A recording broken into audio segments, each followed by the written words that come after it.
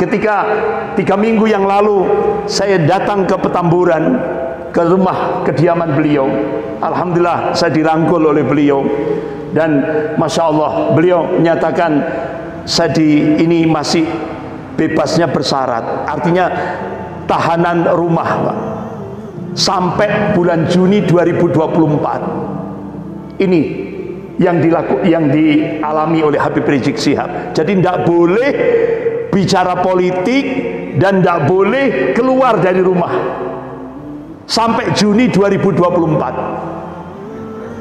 pasca Pilpres. Ini kan dolim, sudah. Sementara Nikita Mirzani status tersangka, bisa dibebaskan oleh Jenderal Sambo yang sudah dijadikan status tersangka oleh Mabes Polri, bisa membebaskan Nikita Mirzani. Sampai akhirnya ibu-ibu ngerasa nih, loh berarti langgarannya Sambo, Ustaz. Sampai akhirnya Nikita Mirzani konvensi pers, terima kasih Jenderal Sambo yang membebaskan, sehingga akhirnya Nikita Mirzani yang sudah jadi status tersangka boleh bepergian ke luar negeri, tamasya ke luar negeri.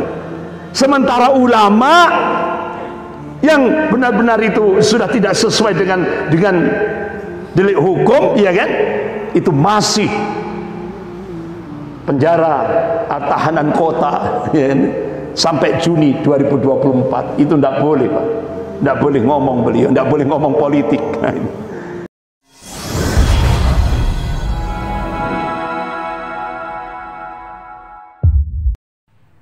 Alhamdulillah, nahmaduhu wa nasta'inuhu wa nastaghfiruh wa na'udzu billahi min shururi anfusina wa min sayyiati a'malina. Man yahdihillahu fala mudilla lahu wa man yudlil fala hadiya lahu.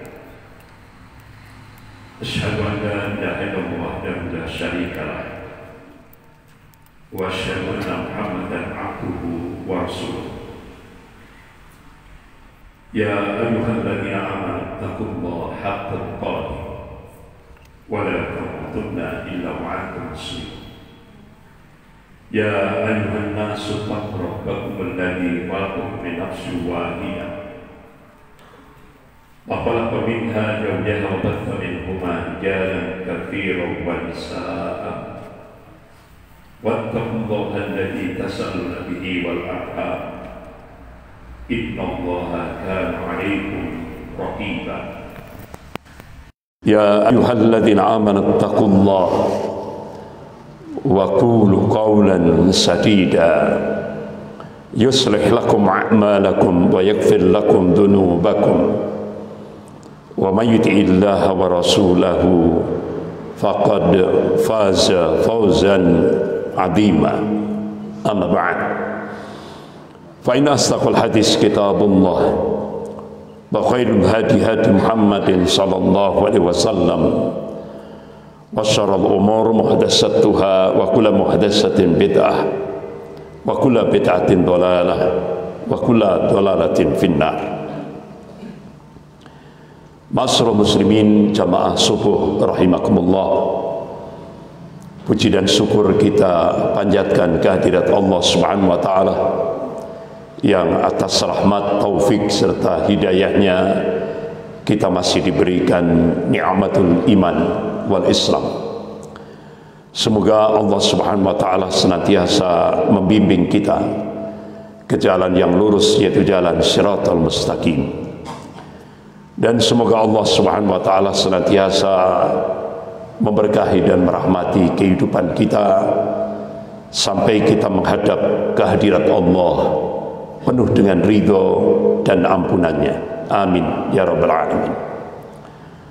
Salawat serta salam semoga tetap tercurahkan pada Rasulullah sallallahu alaihi wasallam beserta keluarga, para sahabat dan pengikutnya yang senantiasa istiqamah dalam memperjuangkan syariahnya, dalam menegakkan sunnah-sunnahnya sebagaimana pemahaman para salafus saleh.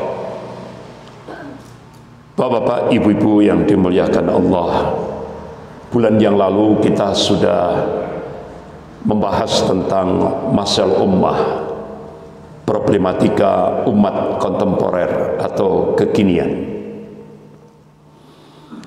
sampai pada pembahasan tentang transformasi institusi Polri yang berubah menjadi sebuah monster pembunuh dan mafia. Dan itu sudah kita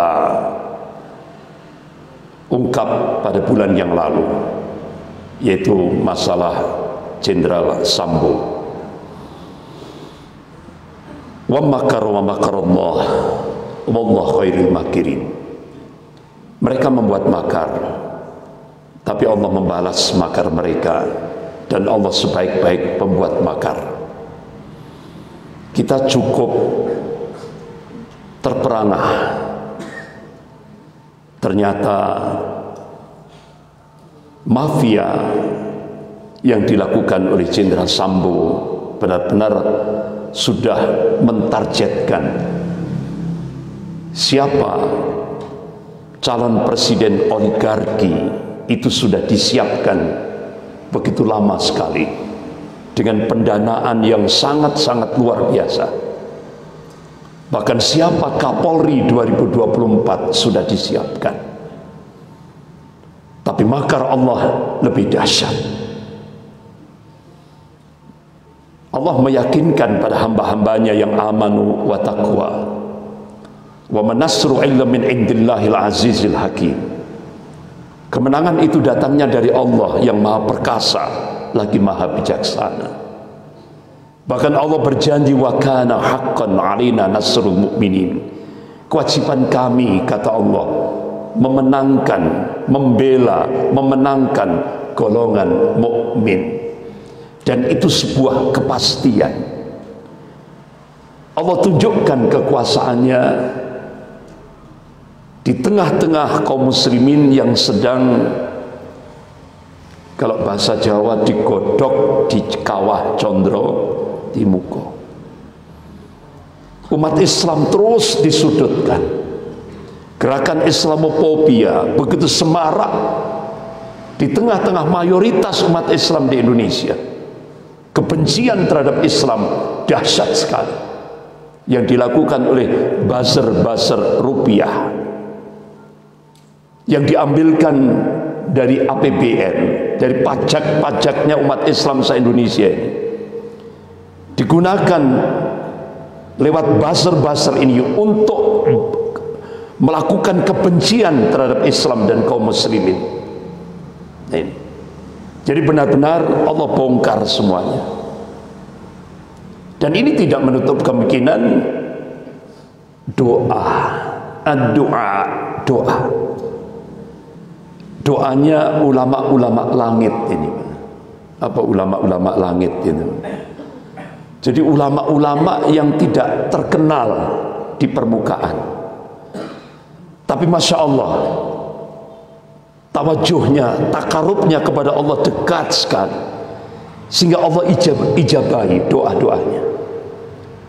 Dan ini tidak menutup kemungkinan doanya para fuqara, masakin, anak-anak yatim, orang-orang yang tersisih dalam kehidupan ini, lebih khusus di Indonesia. Bahkan ini tidak menutup kemungkinan doanya kaum muslimin yang ada di Bilad Syam, di bumi Palestina, yang hubungannya dengan umat Islam Indonesia sangat kuat sekali. Mereka berdoa kepada Allah, selamatkan kaum muslimin Indonesia.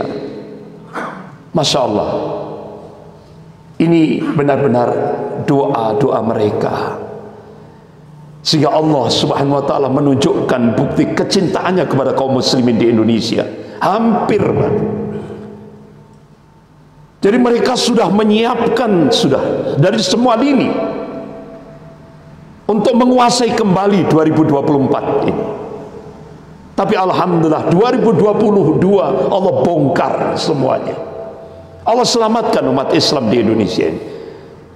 Bahkan lewat pengacaranya Brigadir Yosua, Bapak Komarudin Simanjuntak, ada dana 300 triliun untuk menghabisi Pak Anies Baswedan. Ya kan? 300 triliun tidak tanggung-tanggung gitu. Luar biasa. Jadi perencanaan mereka rapi sekali, tapi Allah bongkar semuanya. Allah tunjukkan kekuasaannya. Bapak-bapak, ibu-ibu, jamaah subuh yang dimuliakan Allah Subhanahu wa taala. Sudah kita bahas bulan yang lalu. Pagi ini kita lebih fokus pada pembahasan bagaimana solusi syar'inya dari masalah ummah yang kita bahas. Bagaimana solusi syar'i yang diberikan oleh Allah dan Rasulnya untuk kita hamba-hambanya yang amanu wa taqwa ini. Bapak-bapak, ibu-ibu yang dimuliakan Allah Subhanahu wa taala. Kalau kita lihat realitas empiris kondisi Indonesia, ada sebuah yang ditulis oleh beberapa pakar, yaitu tentang the power shift, pergeseran arus kekuasaan dari era agraris menuju era industri, dari era industri menuju era informasi. Yang sekarang kita hidup ini sering dikenal dengan era digital, abad informasi, di mana senjata yang paling utama untuk menguasai abad era informasi atau era digital ini, siapa yang menguasai media informasi? Itulah yang berkuasa. Kalau kita kembalikan pada nas-nas syar'i, kita sekarang ini masuk pada periodisasi sejarah yang keempat yang dikabarkan oleh Rasulullah. Ini fase mulkan jabriyah. Sebagaimana Rasulullah mengabarkan dalam kitab Sahih Muslim bab Al-Fitan wa Asratus Sa'ah. Ini masa-masa yang cukup berat yang dialami oleh umat Islam, skopnya global, seluruh dunia, dipenuhi dengan penguasa-penguasa diktator, penguasa yang menyengsarakan rakyatnya. Ini fasenya. Bahkan bulan yang lalu sudah kita bahas tentang era politik post-truth, era politik post-truth, di mana ulama-ulama di Indonesia mengambil satu kesimpulan, ini adalah masanya Indonesia darurat kebohongan dan kezaliman. Ini yang diungkap oleh ulama-ulama kita. Bapak-bapak, ibu-ibu yang dimuliakan Allah, beberapa minggu terakhir ini kita dikagetkan oleh hacker-hacker di era informasi sekarang ini. Benar-benar membuat ketar-ketir rezim di Indonesia yang kita sebut dengan Bijorka, yang pusatnya di Polandia, jadi mukimnya di Polandia. Jadi Polandia itu, bapak-bapak, ibu yang dirahmati Allah, benderanya hampir mirip dengan Indonesia. Kalau Indonesia merah putih, kalau Polandia putih merah. Nah, jadi ini ada sinyal, ada sinyal. Jadi benar-benar ancaman hacker Bijorka ini membocorkan data yang membuat gerah, ketar-ketir, tidak bisa tidur. Mulai dari Kementerian Kominfo, ya, sampai istana, nggak bisa tidur. Bijorka ini apa? Bijorka, ya orang Indonesia, ya, tapi mukimnya di Polandia. Bijorka, ini kalau dijawakan ya bejo, Pak. Bijorka, nah gitu kan, ya bejo, kan tidak ada nama ini, kalau ini nama Jawa, Bijorka, jadi bejo. Jadi benar-benar ini abad era digital. Jadi sekarang ini yang paling membahayakan sebuah negara ini bukan lagi militer, tapi near militer. Kalau bahasa akademik, near militer, atau yang disebut dengan perang asimetris. Ini contohnya ini. Sampai yang namanya pejabat-pejabat tinggi negara diungkap, sehingga membuat ketar-ketir rezim di Indonesia. Sampai data rahasia presiden, data rahasia presiden diungkap, surat-surat resmi presiden diungkap oleh Bejo ini, Bejorka. Jadi benar-benar ini sesuatu yang menakutkan.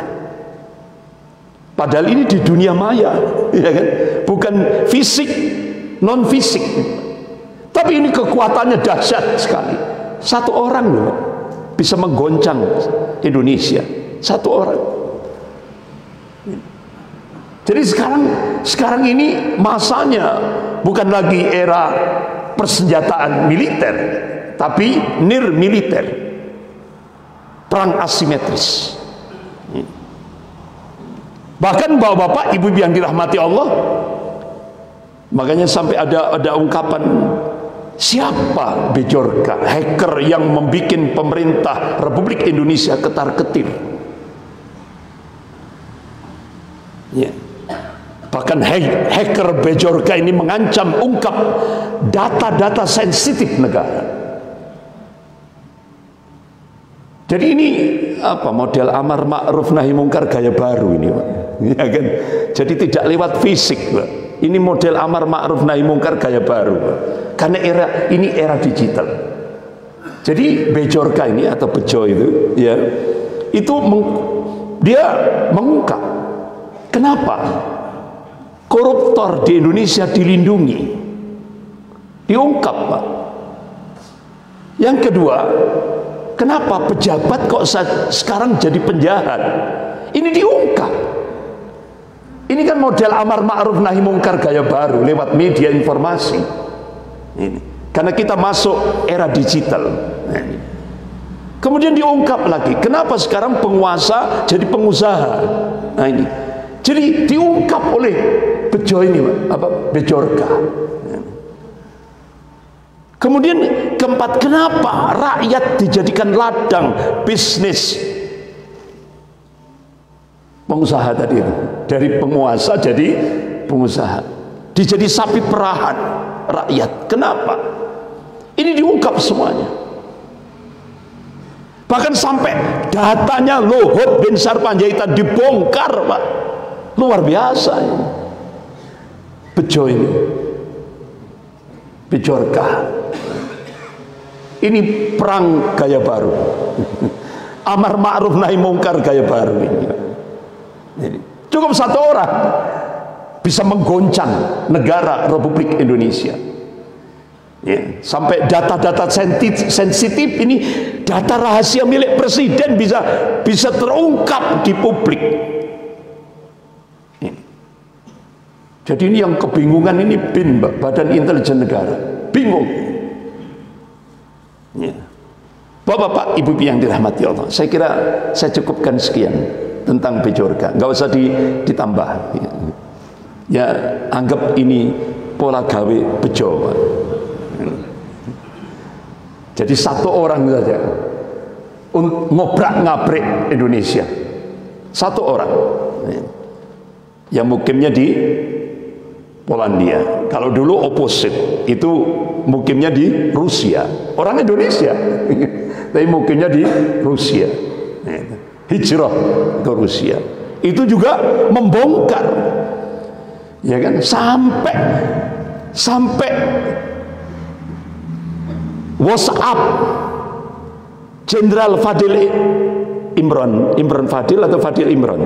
Fadil Imron, Kapolda Metro Jaya, itu diungkap.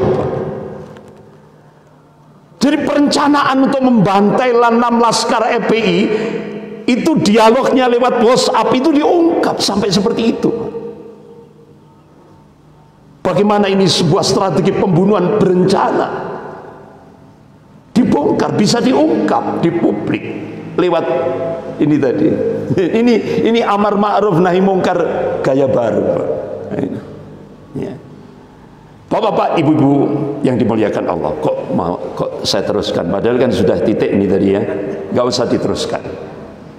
Ya. Kembali ke materi kita, sejarah berulang.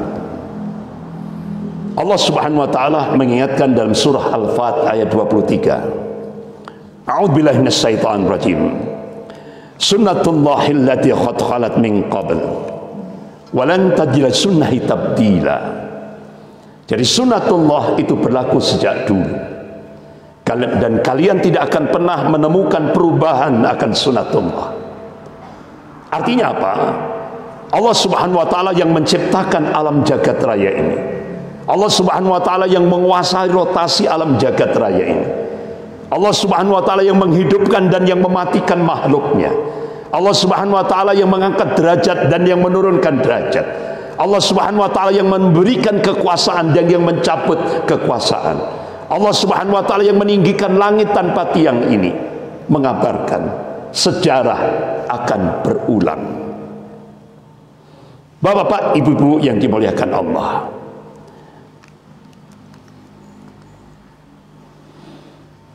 Kalau dulu ya, kalau dulu 10 tahun sebelum peristiwa G30 SPKI, karena kita sekarang masuk bulan September, kita diingatkan kembali sejarah Nasakom jilid 1 ya. Nasionalis agama komunis jilid 1. Kemudian muncul lagi Nasakom jilid 2.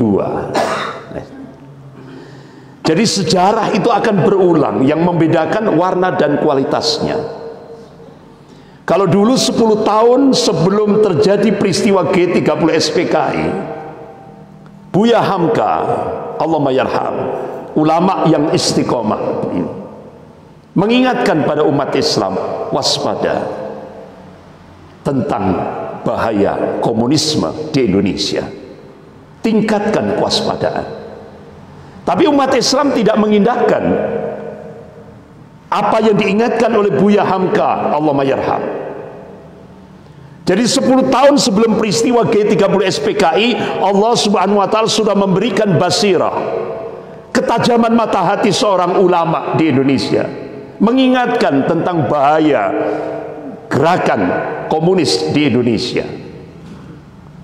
Akhirnya setelah 10 tahun terjadilah peristiwa G30 SPKI.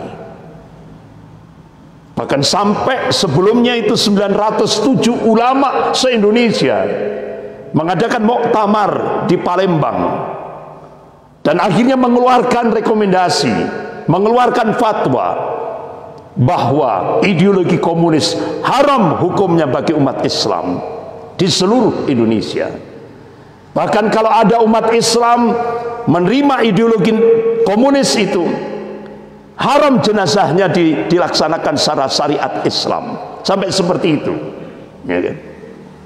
Ulama mengeluarkan fatwa ya kan? Karena pada saat itu jaya-jayanya PKI di Indonesia. Nah sekarang bapak-bapak ibu yang dirahmati Allah, Masya Allah, sejarah itu berulang lagi. Karena Allah sudah memberikan kabar. Habib Rizik Syihab bersama tokoh-tokoh intelijen di Indonesia mengingatkan sejak 2014 Habib Rizik Syihab bersama tokoh-tokoh intelijen muslim nasional di Indonesia membongkar konspirasi invasi Cina, di mana kita benar-benar jangan melupakan sejarah. Bagaimana dulu ketika Cina memberikan hutang ke Indonesia, itu ternyata digunakan untuk membangkitkan ideologi komunisme di Indonesia. Itu tahun 1955 sampai gongnya 1965 terjadi pemberontakan G30 SPKI. Yang sebelumnya muncul yaitu peristiwa Madiun 48 yang dimotori oleh Musso ya. Dia memproklamasikan Republik Uni Soviet Madiun, ya kan? Republik Uni Soviet Madiun waktu itu. Jadi sampai puncaknya G30 SPKI. Sekarang 2014 hutang, ya, hutang Cina memberikan hutang ke Indonesia ini grafiknya tinggi sekali Pak, ribuan triliun. Otomatis ini dampaknya juga Ipolisos Budhankam. Dan akhirnya Habib Rizik Syihab berhasil membongkar konspirasi yang ingin menghancurkan negara kesatuan Republik Indonesia oleh para mafia. Jadi Habib Rizik Syihab bersama tokoh-tokoh intelijen muslim di Indonesia sudah mengingatkan Indonesia ada sebuah mafia. Nah, kita baru tahu mafia itu yaitu Jenderal Sambo 2022. Padahal Habib Rizik Syihab bersama tokoh-tokoh intelijen muslim sudah membongkar itu 2014. Kita baru dong Pak, kalau bahasa Jawa itu. Baru ngeh, ya kan? Itu 2022. Munculnya kasus Sambo. Bagaimana mafia itu sebenarnya menggurita di Indonesia. Ini sudah diingatkan Habib Rizik Syihab 2014. Bahkan Habib Rizik Syihab berhasil membongkar kebangkitan komunis yang didukung oleh para mafia Taipan. Ini 2014. Sehingga kita bisa mengingat bagaimana komunis ingin mendirikan negara komunis Indonesia. 1926 gagal. 1948 gagal. 1965 gagal. 1998 kita yang dulu sudah pernah saya ungkapkan, mulai dari tahap pertama, kedua, ketiga, keempat, kelima, keenam, ketujuh, kedelapan, untuk merebut jabatan wakil presiden, sampai puncaknya muncul peristiwa Mei 98 yang digerakkan oleh Jenderal LP Murdani. Gagal. Akhirnya muncul lagi rencana 2019, belum tercapai, sudah dibongkar oleh Habib Rizik Syihab 2014 bersama tokoh-tokoh intelijen di Indonesia. Akhirnya tahun 2016 Habib Rizik Syihab diminta untuk menyampaikan, mempresentasikan 30 indikasi kebangkitan komunis di Indonesia pasca reformasi 98. Diungkap di gedung Balai Kartini bersama Kiai Haji Hasyim Mujadi, Allahumma yarham. Beliau waktu itu masih jadi ketua PBNU. Beliau sudah meninggal. Kemudian Pak Said Iman, ditambah lagi Profesor Sri Edi Swaswono dan beberapa pakar dari Angkatan Darat di gedung Balai Kartini. Yang itu benar-benar ketika saya mendapatkan undangan lewat WhatsApp, itu H-1 ada revisi undangan di gedung Balai Kartini Jakarta. Ternyata yang memberikan keynote speaker adalah Menhan, yaitu Menteri Pertahanan Bapak Jenderal Purnawirawan Riyamizat Riyakudu. Dan tidak tanggung-tanggung datang juga pada acara di Balai Kartini saat Habib Rizik memberikan presentasi. Itu datang juga Panglima TNI, yaitu Bapak Jenderal Gatot Nurmantio waktu itu 2016. Sehingga Habib Rizik Syihab mengungkap tentang 30 indikasi kebangkitan komunis di Indonesia. Sampai-sampai bapak-bapak, ibu yang dirahmati Allah, beberapa jenderal-jenderal purnawirawan Angkatan Darat yang hadir di gedung Kartini, begitu juga tokoh-tokoh ulama, bahkan guru besar, profesor-profesor dari kampus-kampus ternama yang hadir di gedung Balai Kartini, memberikan apresiasi kepada Habib Rizik Syihab. Menguasai betul beliau, karena beliau ingin menyelamatkan Indonesia ini dari cengkraman komunis Cina dan oligarki atau 9 naga itu. Bapak-bapak, ibu yang dirahmati Allah, bahkan Habib Rizik Syihab memberikan seruan, ayo nobar, nonton bareng film G30 SPKI, terutama generasi muda, karena mereka tidak paham, Pak. Mereka tidak paham. Generasi muda ini diajak, ayo diajak nonton bareng, ya kan? Jadi kalau bisa beberapa masjid-masjid di Malang Raya ini, jadi mencoba untuk nobar, mengadakan kegiatan nobar, nonton bareng, ya. Terutama generasi muda yang belum paham tentang bagaimana kebiadaban peristiwa G30 SPKI, ya. Bapak-bapak, ibu-ibu yang dimuliakan Allah, bahkan Habib Rizik Syihab berhasil membongkar. Jadi ternyata kedaulatan Republik Indonesia ini, kata Habib Rizik Syihab, dijebol lewat dua proyek besar, yaitu proyek reklamasi dan proyek Mikarta. Ini yang sudah pernah saya ungkap beberapa waktu yang lalu, tidak perlu saya rinci. Jadi ternyata proyek Mikarta ini adalah grand design Cina untuk mengintegrasikan Indonesia ke cakupan wilayah ekonomi Cina. Jadi proyek Mikarta ini surganya penjahat-penjahat asal Cina, yaitu apa itu? Jaringan narkoba internasional, ya kan? Judi internasional, prostitusi internasional, cybercrime, dan ya penipu cybercrime dan sebagainya. Ini surganya bagi penjahat-penjahat Cina. Bapak-bapak, ibu-ibu yang dimuliakan Allah, bahkan Habib Rizik Syihab berhasil mengobrak-abrik rencana roadmap 9 naga oligarki di Indonesia ini. Jadi ternyata 9 naga yang Bapak Ibu sudah tahu ini orang-orangnya ini, yang tokohnya adalah Jim Sriadi dan Tahir, itu nama Indonesianya Tahir, ya. Tapi kalau nama Cinanya Ang Chun Ming, gitu. Itu yang menguasai Indonesia, bahkan yang menguasai TNI Polri, Pak. Itu 9 naga. TNI Polri sudah dikuasai, semua lini kehidupan di Indonesia sudah dikuasai 9 naga, ya kan? Bahkan roadmapnya itu 2005 9 naga ini menjadikan Ahok menjadi Bupati Belitung Timur. Kemudian 2009 9 naga menjadikan Ahok menjadi anggota DPR Komisi 2. 2014 9 naga menjadikan Ahok menjadi Gubernur DKI Jakarta. Kemudian 2017 9 naga tetap ingin menjadikan Ahok menjadi Gubernur DKI Jakarta.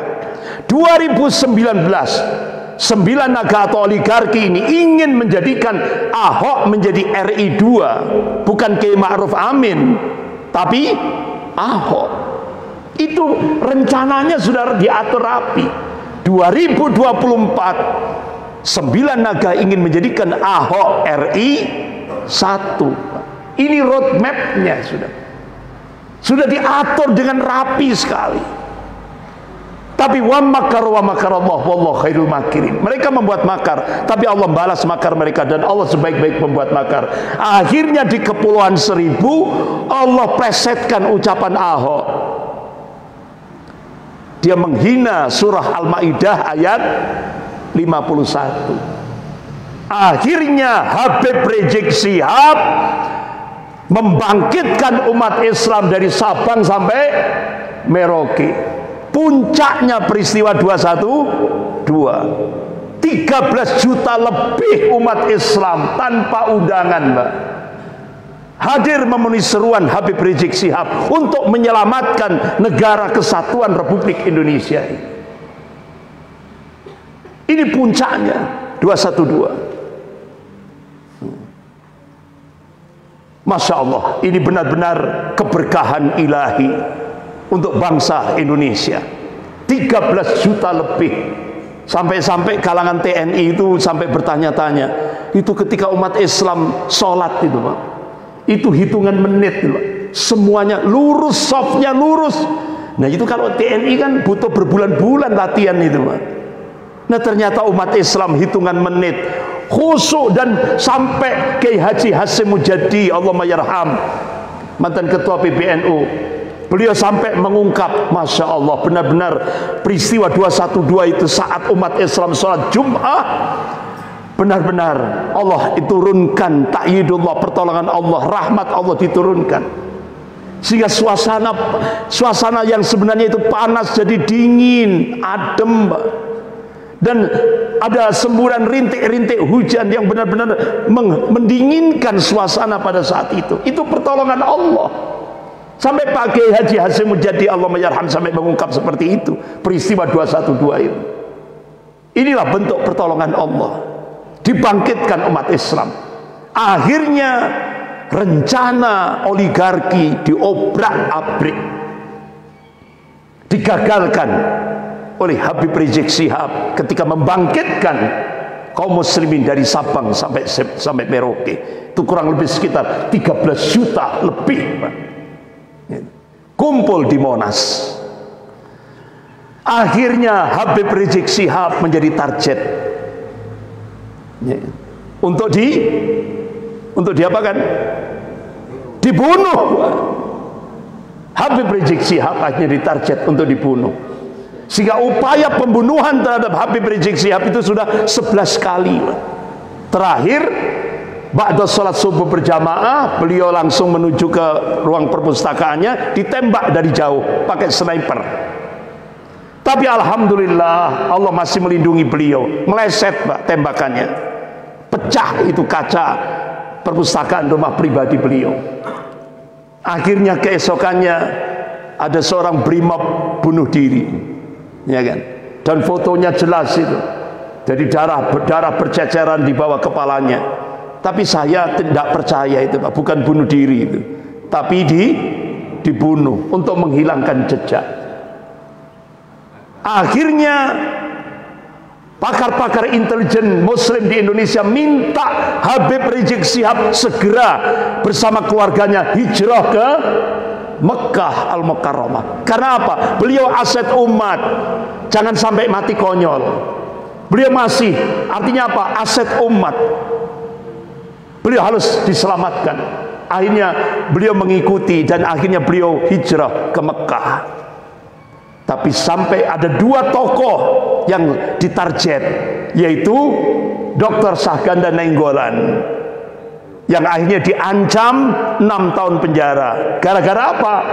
Dr. Syahganda Nainggolan ini dosen ilmu politik Universitas Indonesia. Di sebuah masjid di Jakarta beliau pidato, beliau menyampaikan satu-satunya orang Indonesia yang ditakuti oleh imperialisme Cina dan 9 naga adalah Habib Rizik Syihab. Akhirnya Dr. Syahganda Nainggolan ditangkap oleh Mabes Polri dan diancam 6 tahun penjara.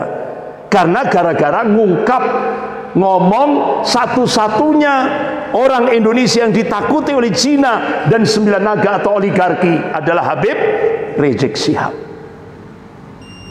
Akhirnya beliau diancam 6 tahun penjara. Yang belum ditangkap adalah Rocky Gerung. Ini belum ditangkap. Jadi Rocky Gerung seringkali memberikan apresiasi positif terhadap Habib Rizik Syihab.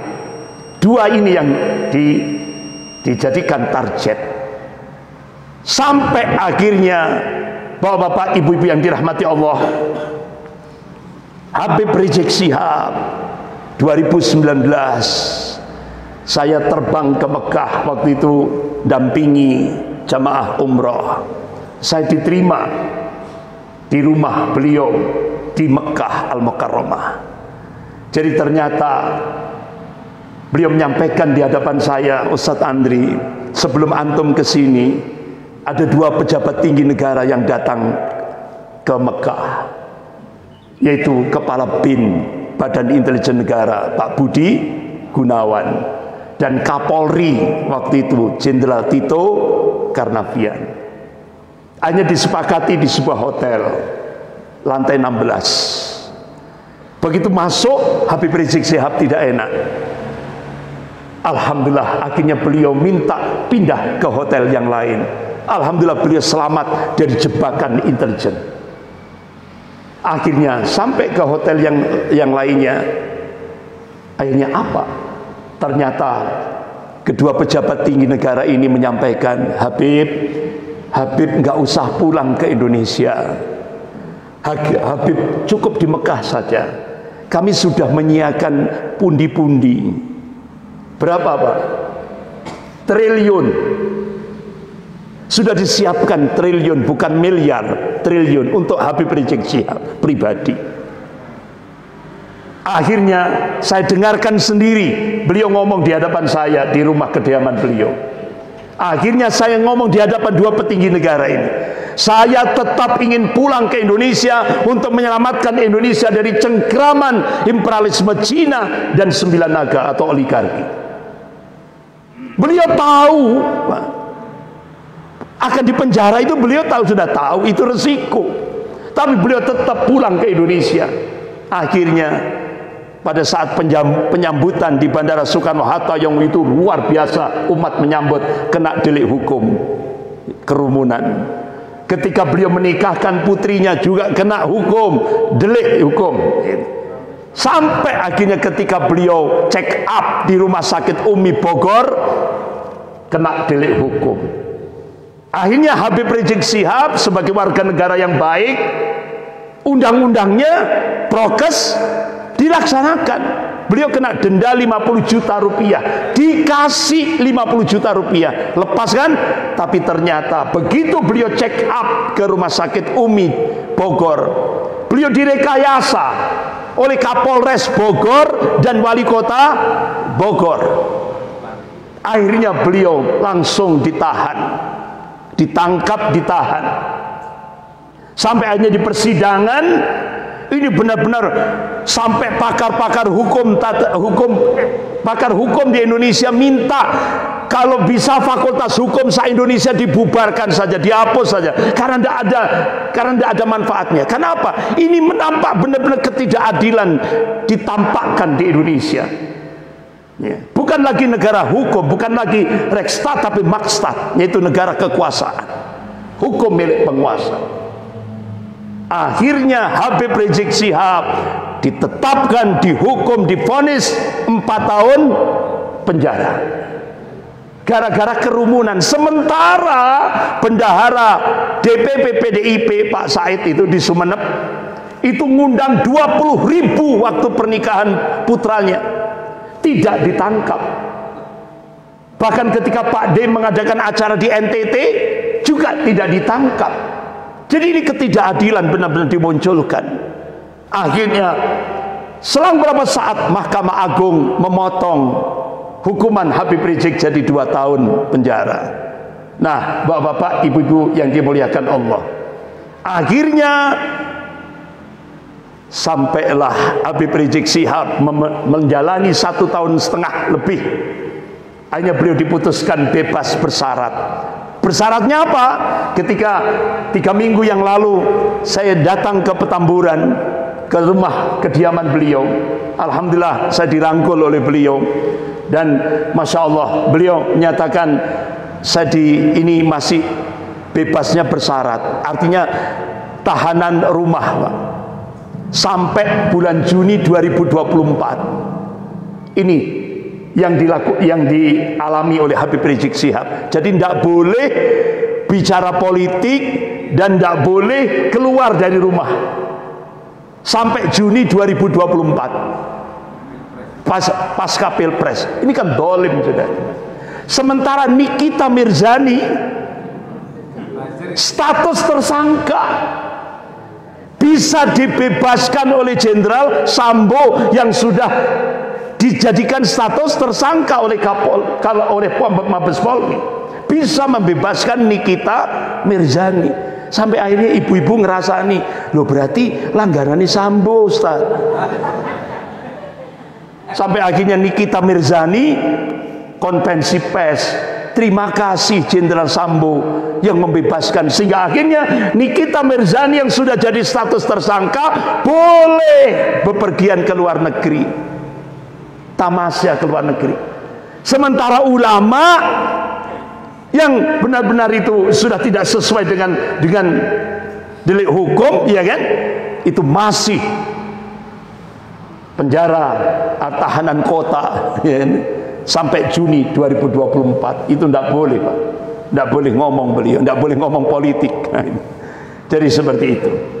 Bapak-bapak, ibu-ibu yang dimuliakan Allah. Sampai akhirnya peristiwa pembunuhan 6 laskar FPI. Jadi benar-benar ini luar biasa. Sampai beberapa komisi 3, yaitu Bapak Haji Muhammad Syafi'i, ya kan?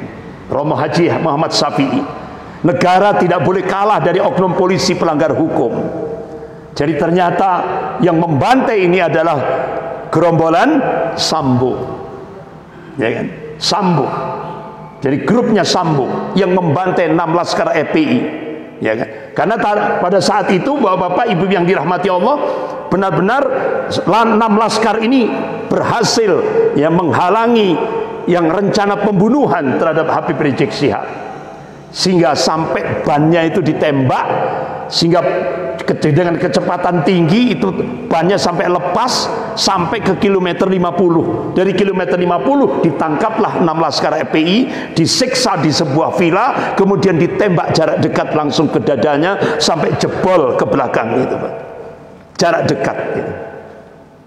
Sampai akhirnya Pak Dr. Mulyadi, ini dosen ilmu kepolisian dan intelijen, beliau adalah doktor dalam bidang militer dan politik. Beliau mengambil polisi itu dilatih untuk nembak kaki, bukan kepala atau jantung, sehingga kriminal itu bisa diajukan ke pengadilan.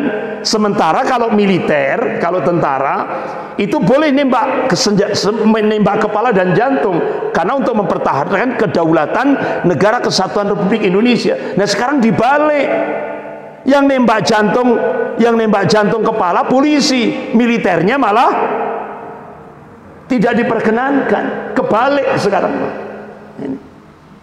Bahkan senjata yang paling canggih sekarang milik Polri, bukan milik TNI.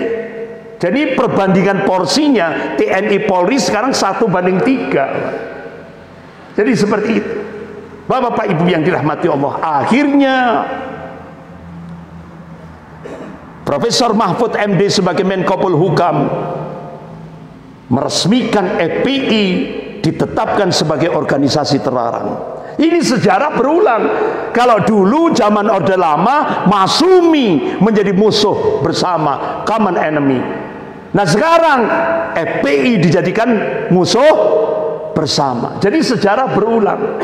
Kalau dulu Masumi, makanya sampai Soekarno pidato, Nasakom bersatu, hancurkan kepala batu. Yang dimaksud kepala batu itu adalah Masumi. Jadi sejarah berulang. Kalau dulu musuhnya Masumi, kalau sekarang adalah FPI yang dijadikan musuh bersama. Padahal bapak-bapak ibu yang dirahmati Allah, padahal ini ya, yang ingin merubah Pancasila menjadi Ekasila dan Trisila itu kan bukan FPI tapi PDIP. Yang ingin merubah dasar negara itu bukan FPI tapi PDIP. Yang maling duit rakyat ketika era pandemik itu kan kalau di koran 25 triliun. Tapi Pak Novel Baswedan yang penyidik senior KPK mengungkap ini yang digerampok oleh Menteri Sosial Pak Juliari Batubara itu 100 triliun, Mbak. 100 triliun di era pandemik. Padahal sudah komitmen bersama, siapa yang melakukan korupsi di era pandemik hukumannya mati. Tapi akhirnya Ibu Megawati interupsi, jangan dihukum mati. Itu kalau dihukum mati, Pak, habis kader PDIP. Karena apa? Hampir 90% koruptor tertinggi di seluruh Indonesia adalah kader-kader PDIP. Jadi akhirnya permintaan Ibu Megawati diloloskan. Akhirnya Menteri Sosial Pak Juliari Batubara dihukum 12 tahun penjara dan denda 500 juta rupiah. Jadi 100 triliun yang dirampok cukup dikembalikan 500 juta rupiah. Jadi Pak, sebenarnya yang menghancurkan Indonesia itu bukan umat Islam, tapi mereka sendiri yang selama ini menyudutkan umat Islam di Indonesia, ya kan? Termasuk Harun Masiku yang sampai sekarang jadi buron KPK, didelikno, Pak. Bahkan sampai sekarang termasuk Haji Maming, itu kan PDIP Kalsel Kalimantan Selatan, kebetulan bendahara PBNU, itu juga melakukan korupsi juga, tapi yang dibubarkan FPI. Aneh bin ajaib. Bahkan bapak-bapak, ini yang tadi saya sampaikan ini diungkap oleh hacker, Pak. Jadi pembicaraan WA Kapolda Metro Jaya Pak Jenderal Fadil sebelum terjadi pembunuhan 6 laskar FPI diungkap. Ini ternyata menggerak Sambo yang digerakkan. Rinci sekali ini, Pak, diungkap oleh hacker. Pembunuhan berencana. Nah coba Pak, jadi negara ini di bawah bayang-bayang komunis. Ini diungkap oleh Profesor Salim Said, Guru Besar Ilmu Politik dan Militer Universitas Indonesia. Jadi Indonesia ini di bawah bayang-bayang komunis. Bahkan beliau memberikan statement di video pendeknya di Mesot, itu bisa kita lihat. Profesor Salim Said, Guru Besar Ilmu Politik dan Militer Universitas Indonesia, pidato. Sekarang ini kader-kader komunis yang duduk di pemerintahan dan kader-kader komunis yang duduk di parlemen yang kurang lebih 200 lebih itu sudah melakukan balas dendam dengan menggunakan kekuasaan terhadap umat Islam dan ulamanya. Sudah. Ini sudah terjadi. Kader-kader komunis sudah melakukan balas dendam dengan menggunakan kekuasaan untuk menghabisi Islam dan ulamanya. Makanya ini ada tes akal sehat, Pak. Kalau dulu 6 jenderal angkatan darat dibunuh oleh PKI, yang dibubarkan PKI, wajar kan? Wajar. Nah sekarang enggak, dibalik. Yang dibunuh 6 laskar FPI, yang dibubarkan FPI, Pak. Jadi kita dibodohi, Pak. Jadi akal kita dimatikan. Kalau dulu 6 jenderal angkatan darat dibunuh PKI, yang dibubarkan PKI, wajar kan? Nah sekarang yang dibunuh, yang dibantai itu 6 laskar FPI, yang dibubarkan FPI. Jadi kita dibuat bodoh oleh rezim ini. Astagfirullah. Sehingga akhirnya Edward Snowden, ini pakar intelijen ini, Pak. Ini pakar intelijen dunia. Jika mengungkap kejahatan tapi diperlakukan layaknya pelaku kejahatan. Jadi FPI ini kan mengungkap kejahatan yang ingin menghancurkan negara kesatuan Republik Indonesia, tapi diperlakukan seperti penjahat. Berarti Anda sekarang berada di negeri yang dikuasai para penjahat. Makanya hacker Bejo tadi, Bejorka, ya kan? Kenapa di Indonesia ini aparat jadi penjahat? Nah, ini. Jadi ini diungkap. Nah di negara, sebuah negara normal dan beradab, penjara diperuntukkan bagi orang jahat untuk melindungi orang baik. Nah di Indonesia enggak. Penjara diperuntukkan untuk orang baik, ulama, aktivis, untuk melindungi orang jahat, Pak. Ini kenyataannya sekarang. Ini katanya Jayoboyo zaman edan, ora edan, ora kebagian. Ini sekarang sudah zamannya ini, Pak. Tapi menurut konsep Islam bukan zamannya yang edan, tapi manusianya yang edan. Itu menurut konsep Islam. Akhirnya bapak-bapak, ibu yang dirahmati Allah, setelah kita melihat Allah membongkar, kita masih diuji oleh Allah. Allah ingatkan dalam surah Al-Ankabut ayat 2-3 ini. A'udzubillahi minasyaitonir rajim. Ahasiban nas ayutraku ayyaqulu amanna wa hum la yuftanun. Wa laqad fatanna alladziina min qablihim. Fa innamal Allahu alladziina sadaqu wa innamal katibin. Apakah manusia mengira mereka dibiarkan begitu saja? Hanya cukup mengatakan, ya Allah, saya telah beriman. Apa cukup dengan mengatakan seperti itu? Kata Allah, belum cukup. Hingga Allah menurunkan mihnah, ujian, cobaan, tantangan, tribulasi kehidupan. Justru hikmahnya dari situ Allah ingin tahu siapa yang tetap istiqomah dan siapa yang dusta akan keimanannya. Allah ingin tahu. Nah, sekarang Indonesia dikuasai oleh oligarki, sehingga membuat rakyat semakin tragis. Ini pertanyaannya, kapan berakhir? Ini pertanyaan di tengah-tengah rakyat.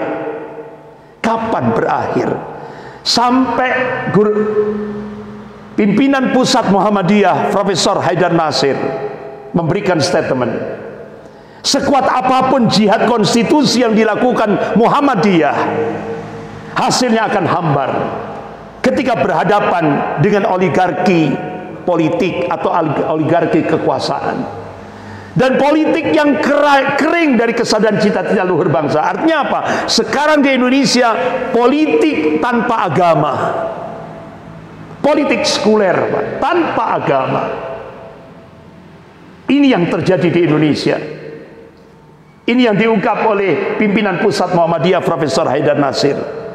Kemudian yang diungkap oleh Dr. Muhammad Muqaddas, Dr. Muhammad Busra Muqaddas, pimpinan pusat Muhammadiyah. KPK diremuk, artinya KPK dihancurkan. Sumber daya alam minerba dikeruk oleh investor Cina. Dana pendidikan tidak dipersembahkan untuk rakyat, tapi dana pendidikan dipersembahkan untuk Taipan Cina. Apa yang tersisa dari rezim ini, kata beliau? Bahkan momentum pandemik pun dirampok, yang tadi itu oleh Menteri Sosial tadi itu 100 triliun. Aktivis diretas, kebebasan mimbar akademik diteror. Negeri ini sudah menjadi negeri mafia dan bandit politik. Ini sampai seperti ini ucapan pimpinan pusat Muhammadiyah. Sampai Profesor Haidar Nasir sampai mengatakan apa? Ini sudah ugal-ugalan, sudah ugal-ugalan apa? Sampai beliau ngomong bebal, sudah Pak. Bebal itu apa, Pak? Ndablek sudah. Padahal beliau ini selama ini santun sekali ucapan beliau, tidak kuat beliau, sampai seperti itu. Sampai akhirnya Profesor Jeffrey Winters, ini pakar politik di Amerika, dia mengatakan Indonesia sekarang dikuasai para maling. Indonesia sekarang dikuasai para maling. Bahkan sampai Profesor Salim Said mengatakan, kenapa negara lain maju? Karena ada yang ditakuti. Di Indonesia Tuhan pun tidak ditakuti. Sampai seperti itu pernyataan Profesor Salim Said. Akhirnya Pak Amin Rais di video yang disebar di medsos, saya sebelum meninggal dunia sudah memberi wasiat kepada Presiden Jokowi. Dan beliau mengingatkan tentang bahayanya oligarki. Beliau minta kepada Presiden untuk segera cepat putar haluan. Ini wasiat Pak Amin Rais sebelum meninggal sudah disampaikan. Beliau cinta kepada negara kesatuan Republik Indonesia ini. Beliau minta kepada Bapak Presiden segera putar haluan, selamatkan Indonesia. Ini sudah wasiat, ini sudah disampaikan oleh Pak Amin Rais. Negeri ini mau karam. Nah, sekarang bagaimana solusi syar'inya? Nah, Bapak Ibu yang dirahmati Allah, Rasulullah mengingatkan, qala Rasulullah sallallahu alaihi wasallam, satakunu ba'di ummara'u, sepeninggalku nanti kalian akan menyaksikan umara'. Umara' itu penguasa. Man dakhala alaihim masaddaqan bikadzibihim wa anahum ala dzulmihim falaysa minni wa lastu minhu wa laysa yaridu ala aliyal haud. Jika kalian membenarkan kebohongan penguasa kalian dan kalian mendukung kezaliman penguasa kalian, kalian bukan golonganku dan aku bukan golonganmu. Walaysa yaridu alayal haud, dan kalian tidak akan bisa menuju al-hautun nabi, tidak akan mampu meminum air telaga Al-Kautsar yang pada saat itu puncak-puncaknya kehausan manusia. Wa man lam yadud alaihim wa lam yusaddiqhum bikadzibihim wa lam yu'inhum ala dzulmihim fa huwa minni wa ana minhu wa sayyidu alayal haud. Sebaliknya, jika kalian tidak membenarkan kebohongan penguasa kalian dan kalian tidak mendukung kezaliman penguasa kalian, kalian golonganku dan aku golonganmu, dan kalian bisa menuju Al-Khautun Nabi, bisa meminum air telaga Al-Kautsar. Ini hadis sahih rawahu Nasa'i fi Kitabil Imarah, dalam kitab Al-Imarah atau kepemimpinan. Kira-kira pilih yang mana Bapak Ibu-ibu? Yang pertama apa yang kedua? Yang kedua, kalau kita ingin selamat. Ini wasiat, solusi yang diberikan oleh Rasulullah ketika kita menghadapi kondisi seperti sekarang. Kemudian solusi yang terakhir, Bapak Ibu yang dirahmati Allah, dan alhamdulillah kitab ini sudah dipraktekkan di Indonesia. Ini sudah diterjemahkan dalam bahasa Indonesia, diberi judul Model Kebangkitan Umat Islam, ditulis oleh Syekh Dr. Majid Ihsan Al-Kilani. Beliau kelahiran Yordan, ayahnya mujahid Palestina, ibunya mujahidah Palestina. Mulai dari sekolah dasar sampai tingkat menengah beliau di Yordan. Beliau mengambil program S1, diberi judul skripsinya Nas'at Al-Qadiriyah, yaitu pertumbuhan madrasah Syekh Abdul Qadir Jailani rahimahullah, karena beliau cucunya, beliau adalah keturunan Syekh Abdul Qadir Jailani rahimahullah, yaitu Syekh Dr. Majid Ihsan Al-Kilani. Kemudian beliau mengambil master S2, judulnya Falsafah Tarbiyatul Islamiyah, jadi filsafat pendidikan Islam. Kemudian dia melanjutkan program S3, program doktoral, mengambil disertasi doktornya, judulnya Studi Analisis Tarbiyatul Islamiyah Syekhul Islam Ibnu Taimiyah rahimahullah. Jadi judul disertasi doktornya Studi Analisis Pendidikan Islam Syekhul Islam Ibnu Taimiyah rahimahullah. Nah, beliau mengungkap dalam kitab disertasi kitab yang ditulis beliau ini, disertasi doktornya, dan beliau menulis karya ilmiah judulnya Falsafah Tarbiyatul Islamiyah, filsafat pendidikan Islam. Alhamdulillah mendapatkan penghargaan, hadiah penghargaan dari Al-Farabi International Award tahun 2008, mengalahkan 128 penulis ilmiah seluruh dunia. Beliau nomor 1. Dan alhamdulillah kitab beliau diberikan rekomendasi oleh Universitas Islam Madinah Al-Munawwarah. Alhamdulillah ulama-ulama Madinah memberi merekomendasi kitab yang ditulis oleh beliau ini.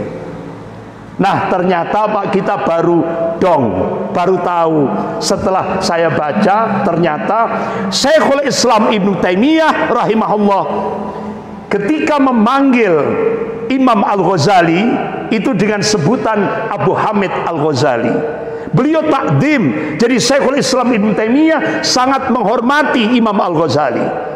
Bahkan kalau ada orang yang menjelekkan Imam Al-Ghazali, yang berada di garda terdepan adalah Syekhul Islam Ibnu Taimiyah.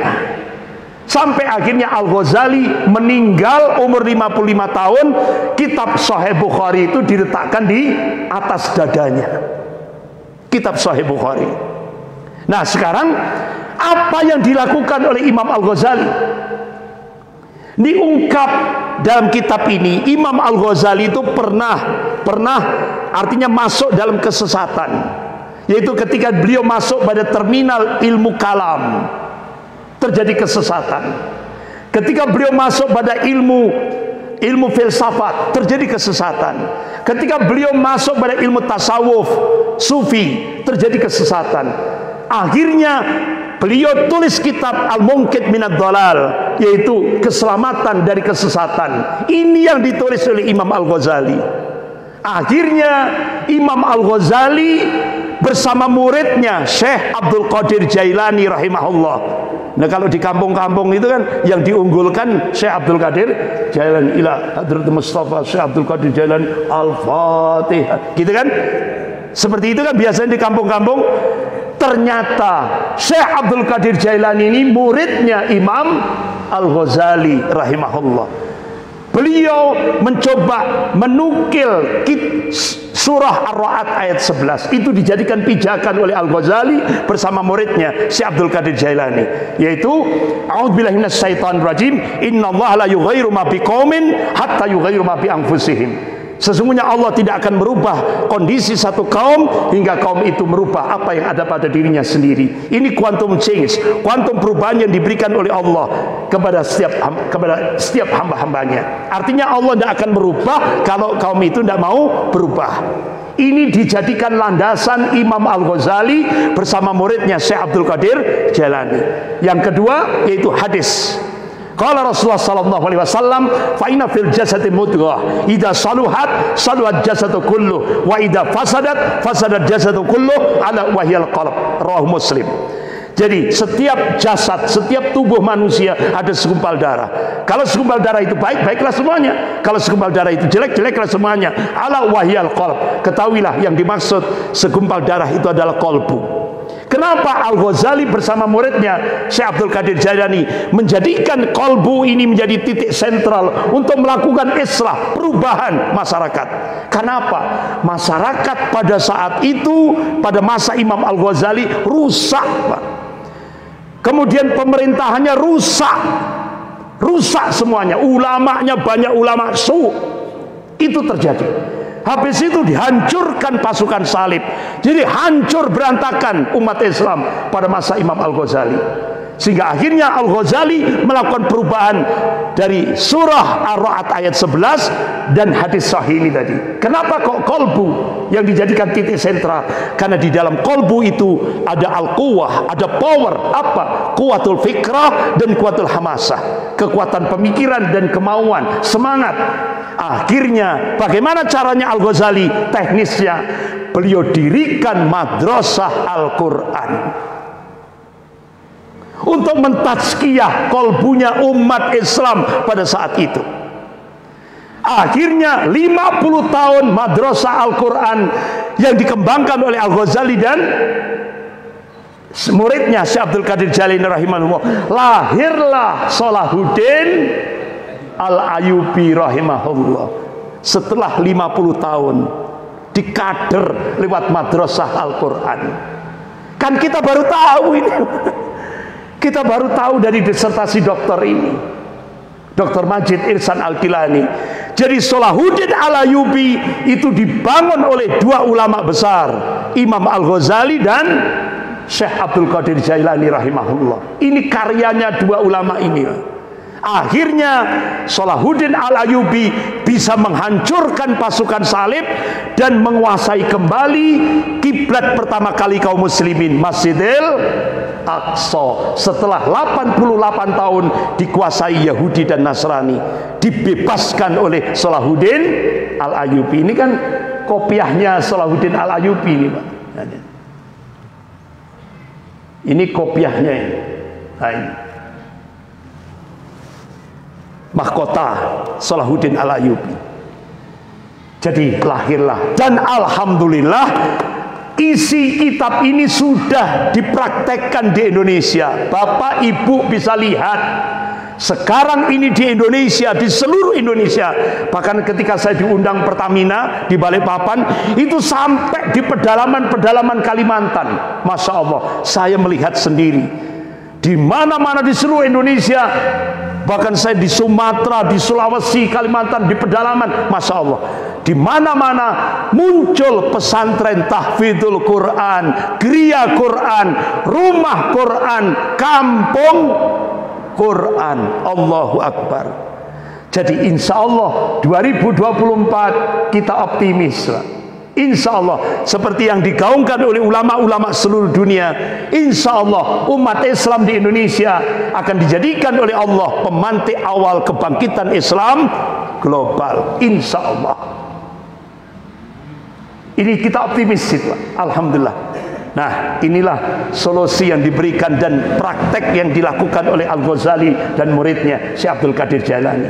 Mudah-mudahan apa yang kita bahas ini mendapatkan ridho dari Allah Subhanahu wa taala, dan mudah-mudahan kita dijadikan oleh Allah menjadi ansarullah, penolong-penolong agama Allah sampai kita menghadap Allah. Mudah-mudahan kita diberikan akhir yang husnul khatimah. Amin ya rabbal alamin. Kita tutup dengan doa kafarat majelis. Subhanakallahumma wa bihamdik, asyhadu an la ilaha illa anta astaghfiruka wa atubu ilaik. Wabillahi taufik wal hidayah. Wassalamualaikum warahmatullahi wabarakatuh.